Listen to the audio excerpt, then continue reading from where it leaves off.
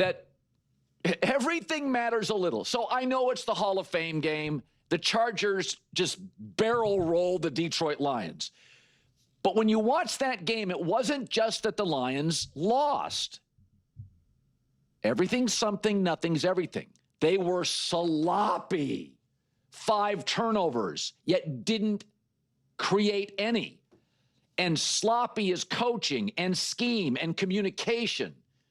And it's coordinating. And what did the Lions do? They didn't just lose 2 coordinators. They lost the talk of the league at offensive coordinator Ben Johnson of the Bears and Aaron Glenn, who somehow got the Lions to a top 10 total defense, despite the fact it was with Band-Aids, Bondo, smoke and mirrors because everybody was hurt. So they lost 2 great coordinators. And did they do a league-wide search to replace them? No. One guy on staff elevated him. Another guy formerly on staff, they went and got him.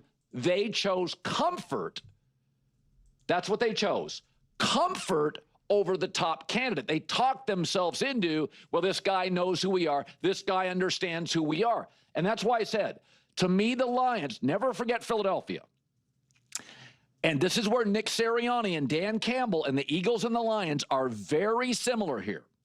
So the Eagles and the Lions, arguably best 2 rosters in the NFC. And Sirianni and Campbell are very coordinator dependent. They're not scheme guys like McVay or Reed or Shanahan. They're not, or Sean Payton. They're not scheme guys. So Sirianni went from being in a Super Bowl, hired the wrong coordinators. Next year, at the end of the year, the Eagles roster lost 6 of 7. And it was at that point the first or second best roster in the NFL. Now it's the best, along with Baltimore. So, again, with a Sean McVay, he loses coordinators annually. Doesn't matter. He's a scheme guy. Andy Reid, Sean Payton, run-through coordinators. Doesn't matter.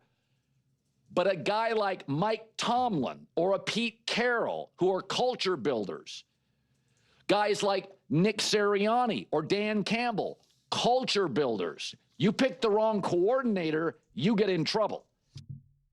Yeah, listen, it was a preseason game, right? You know, like it's a game that doesn't legitimately matter by any stretch of the imagination.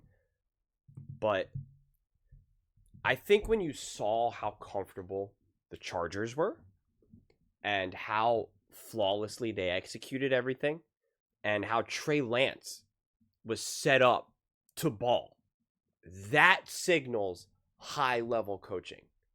And that is what was on display. And the Lions undeniably lacked that in that game.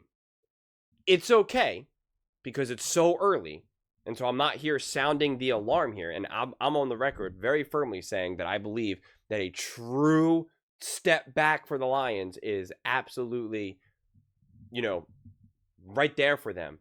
But that doesn't mean that they're going to now take a step back off of a cliff, right? It's just, you're not going to tell me how great Ben Johnson is and Aaron Glenn is, that you're going to lose both those coaches and that there's going to be 0 repercussions for it. That I don't like we can't talk about how great these coaches are, lose them, and then just think that there's not going to be any negatives here. Of course they will. But it doesn't mean that the people who they hired are bad coordinators or bad coaches. But I am going to give them a second or two to also get situated. But you could see with the Chargers, when you see someone like Trey Lance have the game that he has, you're like, it was a coaching masterclass, honestly. Just how comfortable Trey Lance and the Chargers were. And the execution was near flawless. And so even though it's just a preseason game, that's why it's I try to look beyond just the players. Because I understand you're playing with all different players who are not even going to be on the team. I get all that, but everything was still hard. There were never any really easy layups. There was never really high-level execution that you could point to. That you could say, okay, there we go. Obviously it's different because we don't have our guys in there. It's not Jared Goff and Amon-Ra St. Brown in there. But all right, I see what we're looking to do. I see the execution, and you couldn't necessarily say that with the Lions. But I will say this is that Dan Campbell really builds. You talk about culture and being a culture builder. His whole thing is going so hard, bringing the intensity. You guys were even able to see that in Hard Knocks when he was just like, he was really trying to sell it to the locker room of like, I believe in, he's like, oh, the research shows that when you go real hard in practices and preseason, you're less likely to get injured, and which I don't 100% believe in, but that's obviously his philosophy. I don't think the research bears that out, but that's a different conversation. But a team like that, within the first couple of weeks of getting reintegrated into football, it's gonna be hard, man. You're laying down some pain pretty early on, honestly.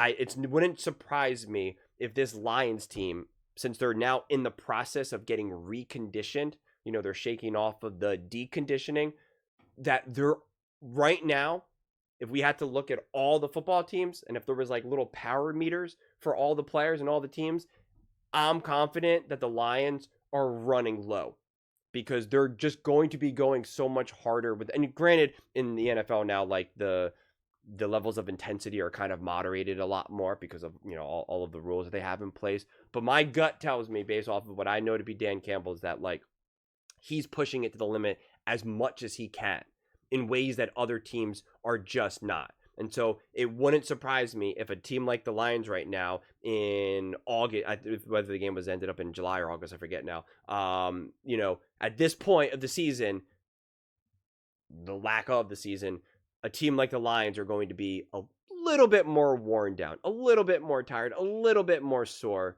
a little bit more tired than these other teams that are potentially a little bit more fresh, because that is the philosophy and the mentality of Dan Campbell and what he believes he has to do to get his team ready. And there really is, like, you see this especially more than any other sport, really things like track and specifically like powerlifting.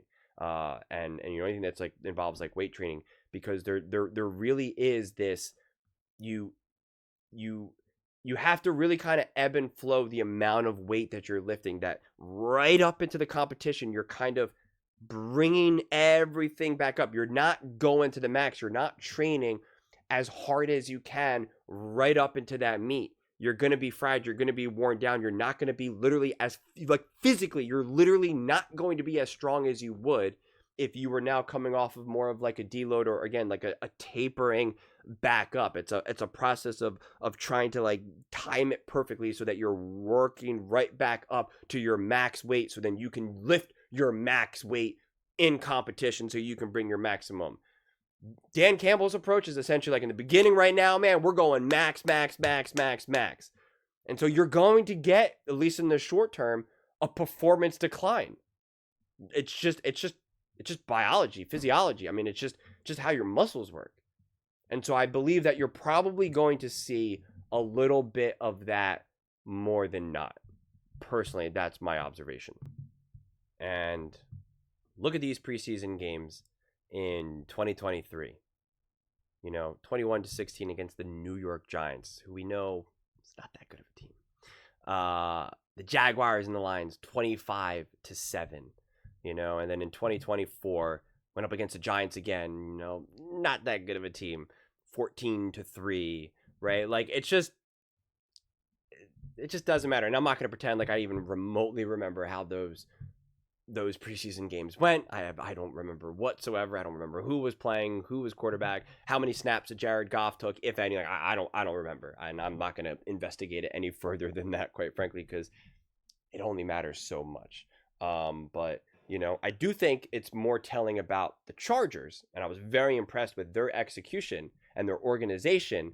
And we could say that a team like the Lions were sloppy, but I'm just kind of like, well, we got to give it a second. This was incredibly early, and those games that I showed you were even earlier relative to the season right now. They were more like during the actual preseason time.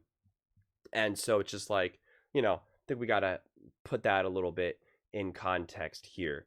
But yeah, I don't think we have to look beyond it much more than that. But those are just my thoughts. I'd absolutely love to hear yours.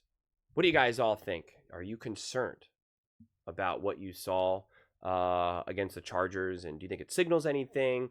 How much of a step back do you think is fair for the Detroit Lions, if at all any, with getting 2 new coordinators. Let me know in the comments below. I read every single comment. So whether you agree with me or disagree with me, either way, let's get in some discussions. Let's get in some fights. But ultimately, let's just have some fun. And please do consider subscribing. We are building an amazing community here and absolutely love to see you part of it. I want to build something that we all genuinely feel connected to. Something that we're really excited to be part of. I think we're on our way to doing it. And please don't forget to give this video a thumbs up, as it really does help the visibility and the algorithm. Thank you so much. See you next time.